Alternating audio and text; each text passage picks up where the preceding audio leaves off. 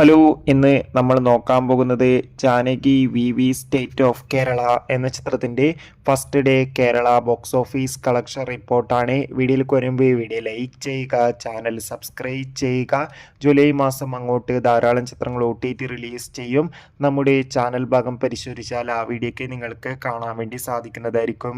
സുരേഷ് ഗോപി, അനുപമ പരമേശ്വരൻ, അസ്കർ അലി, മാധവ് സുരേഷ് എന്നൊക്കെ പ്രധാന കഥാപാത്രങ്ങളായ ചിത്രമായിരുന്നു Janaki V state of Kerala. എല്ലാ സിനിമാ പ്രേമികളും ഒരേപോലെ ചിത്രത്തിൻ്റെ റിലീസിനായി കാത്തിരിക്കുകയായിരുന്നു.